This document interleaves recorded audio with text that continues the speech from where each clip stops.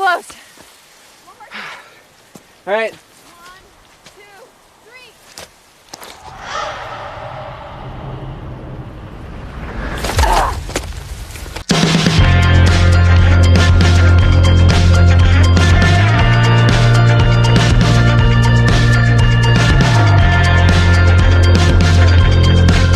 Oke guys, welcome back to my channel di Lia Afifa Channel. Bagi kalian yang baru bergabung di channel aku, jangan lupa untuk klik tombol like, comment, dan juga subscribe.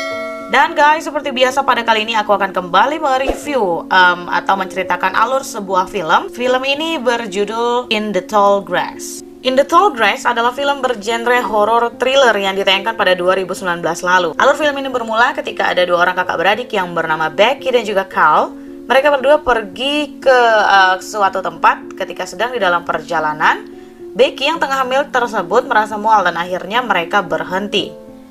Ketika sedang berhenti, di balik tingginya rumput, mereka mendengar suara permintaan tolong dari seorang anak kecil.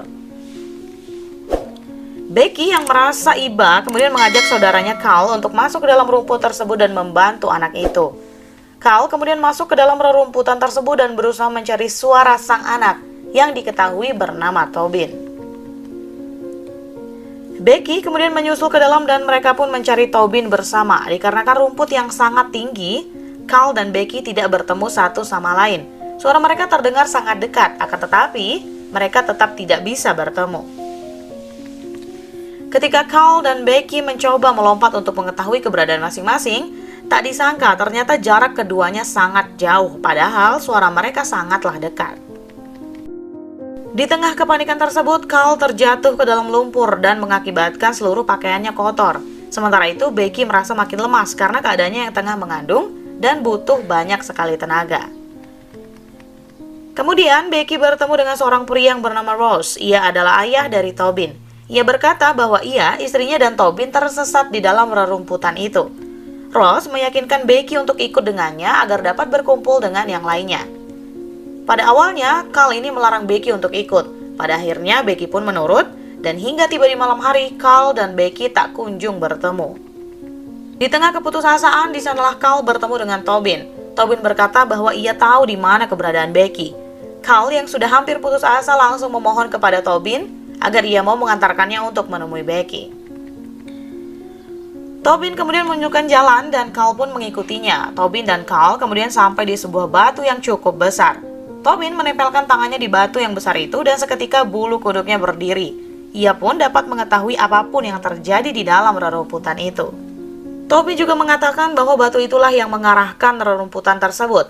Belum sempat menemukan Becky, Carl mendengar suara teriakan Becky. Tobin berkata bahwa semuanya telah terlambat dan mereka pun tak dapat menemukan Becky. Sementara itu, ada seorang pria yang mencari keberadaan Becky dan juga Carl. Ia adalah Travis. Travis adalah pacar Becky yang diceritakan telah meninggalkan Becky karena mengetahui kehamilan Becky. Travis merasa bersalah dan kemudian berusaha untuk mencarinya. Ketika sampai di pemberhentian, ia melihat ada beberapa mobil yang ditinggalkan dengan kondisi yang telah kotor. Di sanalah ia melihat mobil milik Carl dan juga Becky. Kemudian, Travis melihat sebuah buku milik Becky tepat di depan rerumputan. Tanpa pikir panjang, Travis kemudian masuk ke dalam rerumputan itu untuk mencari Becky. Travis pun akhirnya ikut tersesat hingga tiba malam hari. Kemudian ia pun bertemu dengan Toby. Anehnya, Toby mengenal Travis dengan baik. Ia juga tahu bahwa Travis sedang mencari Becky. Padahal Travis tidak pernah bertemu dengan Toby sebelumnya. Toby yang mengetahui keberadaan Becky pun segera menunjukkan jalan untuk Travis. Tanpa disangka, Toby malah menunjukkan Becky yang telah menjadi jasad. Travis menangis sejadi-jadinya dan menyesali kematian Becky. Ia sampai tertidur di dekat jasad Becky. Travis kemudian mendengar ada suara orang-orang yang sedang mengobrol. Travis tak ingin menyia-nyiakan hal ini dan kemudian berteriak untuk minta tolong.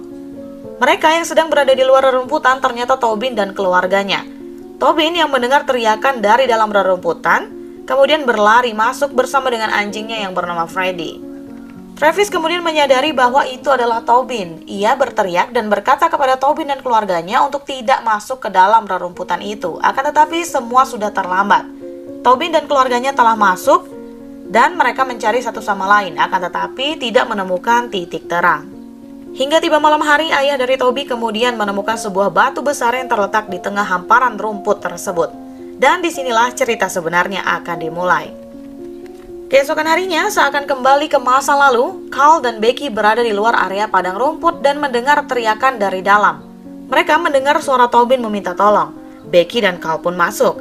Di sana, Travis berteriak memanggil Becky.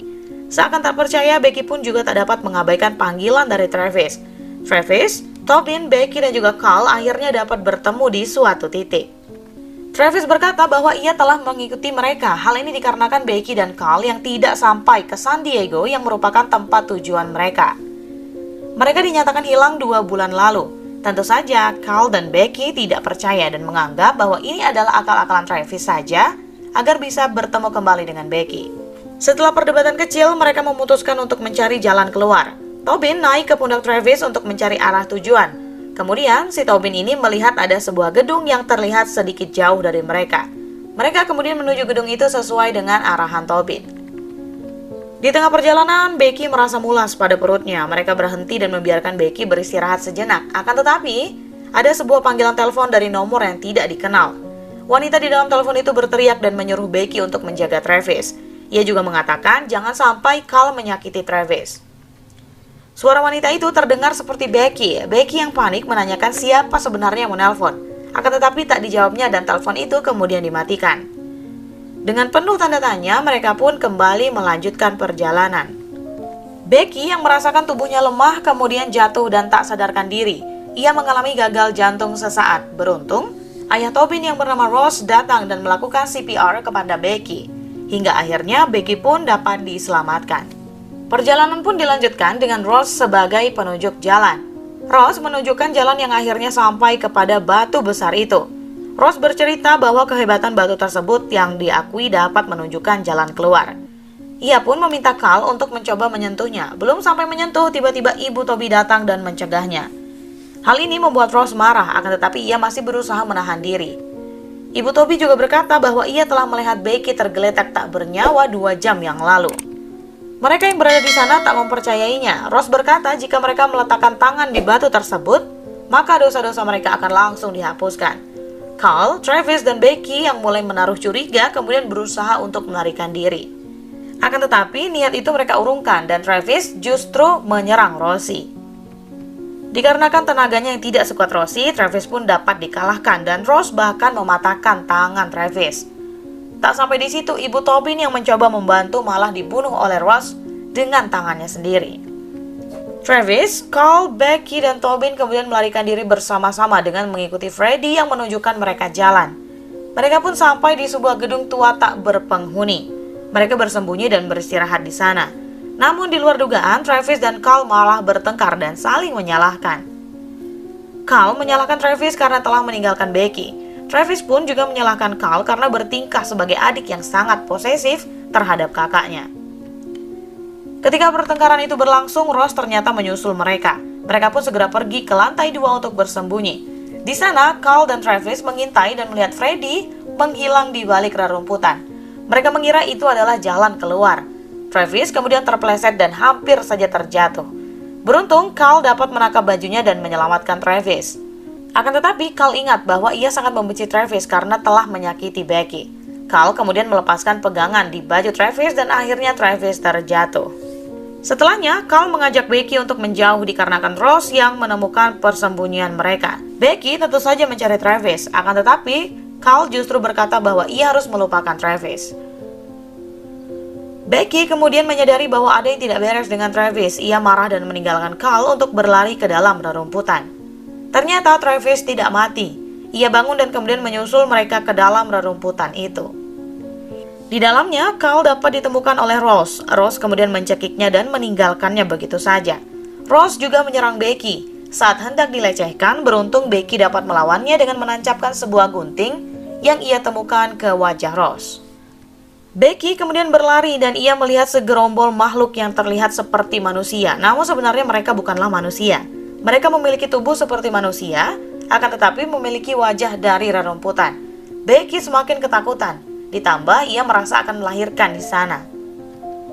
Ketika berada di tengah kegentingan itu, ia kemudian mengambil handphone dan menelpon seseorang. Ia berkata bahwa mereka harus menjaga Carl agar tidak menyakiti Travis. Disinilah kita mengetahui bahwa itu adalah kilas balik dari kejadian ini, di mana Becky, Carl, dan Travis mendengarkan suaranya di telepon.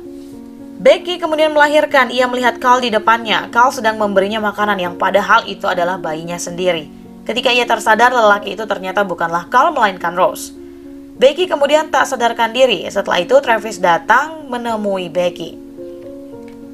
Ia datang bersama Tobin. Tobin berkata bahwa semua kejadian ini akan terus berulang dan tidak akan berhenti. Tobin berkata bahwa rerumputan batu itu tidak akan membiarkan mereka pergi. Sesaat kemudian Rose datang dan menyerang Travis. Perkelahian tak dapat dihindari. Travis kemudian mampu menghabisi Rose dan Rose pun tewas. Travis juga menemukan bahwa Becky telah tewas. Ia sangat terpukul dan kemudian menghampiri batu itu untuk mencari jalan keluar. Tobin berusaha mencegahnya namun tak berhasil. Ketika Travis menyentuh batu itu, seketika ia dapat mengetahui jalan keluar dari rerumputan yang sangat tinggi. Ia kemudian meminta Tobin untuk keluar dan mencegah siapapun yang berniat masuk ke dalam rerumputan itu. Travis juga memberikan Tobin sebuah kalung yang sebenarnya itu adalah kalung milik Becky. Tobin tak punya pilihan lain, ia pun kemudian digendong oleh Travis dan tiba-tiba ia telah berada di dalam sebuah gereja yang terletak di seberang rerumputan itu. Begitu keluar dari dalam gereja, Tobin melihat Carl dan Becky yang akan masuk ke dalam rerumputan itu. Beruntung Tobin masih mampu menghadangnya. Carl dan Becky ngotot ingin masuk ke sana karena mendengar teriakan seseorang yang meminta pertolongan. Akan tetapi Tobin sangat melarangnya. Tobin kemudian menyerahkan kalung yang diberikan oleh Travis kepada Becky. Mereka yang awalnya meragukan Tobin kemudian percaya karena keberadaan kalung itu. Becky kemudian membawa Tobin ke dalam mobil untuk pergi meninggalkan tempat itu, sementara Travis telah menebus keselamatan mereka semua dengan membiarkan dirinya menjadi bagian dari rerumputan yang tinggi.